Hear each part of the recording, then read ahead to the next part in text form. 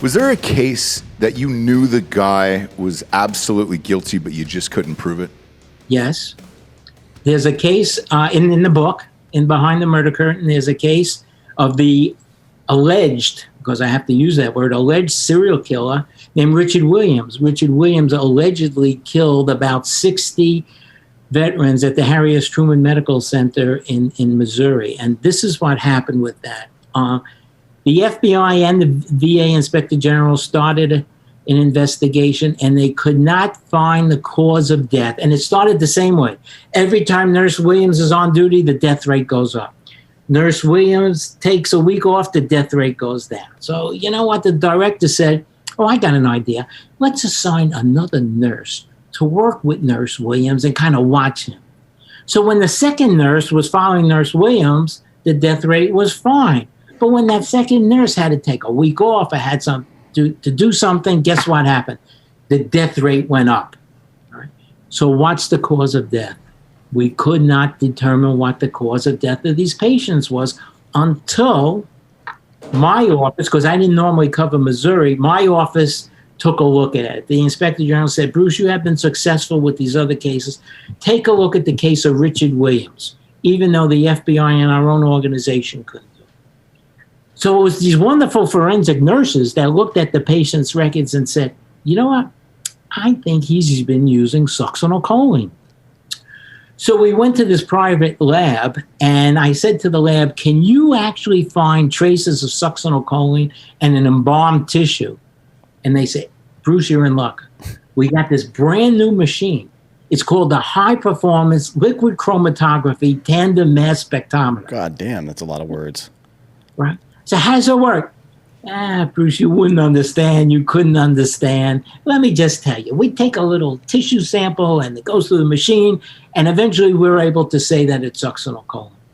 So Richard Williams gets indicted for murdering 13 patients at the Harry S. Truman VA Medical Center. And then I get a phone call from the lab, and they say, oh, Bruce, you know what? We made a mistake. We can't really say that it's succinylcholine. And unfortunately, the Harry S. Truman Medical Center is not exclusive federal jurisdiction or even concurrent jurisdiction like it was in Massachusetts or on Long Island. They had something called proprietorial jurisdiction, which means the state has primary jurisdiction, and the state prosecutor would not pursue the case against Richard Williams because the toxicology could not prove that it was succinylcholine that he used to kill people. Now, the family of one of the victims sued the VA and won. They sued the VA, and the judge says, yeah, I think Richard Williams is a serial killer. But there's a big difference in the level of proof between a civil case and a criminal case. Because a civil case only requires a preponderance of evidence, which is like 51% of the evidence. Right. While a criminal case is, beyond a reasonable doubt, and the prosecutor felt that he could not prove that case. So Richard Williams no longer in the nursing profession or in the medical profession. But I think that he killed people? Yes. But until I could prove it, it's just an allegation. Do you still? And that one sticks in my craw. Yeah. Did you keep working on it even though, it was done and everything else? We're hoping is that the science will improve, and that the scientists could actually come out with a positive determination that these people had succinylcholine in their bodies and they shouldn't have succinylcholine in his body, and he was the one who administered. But until that time, it's just he's an alleged serial killer. Where is he at today?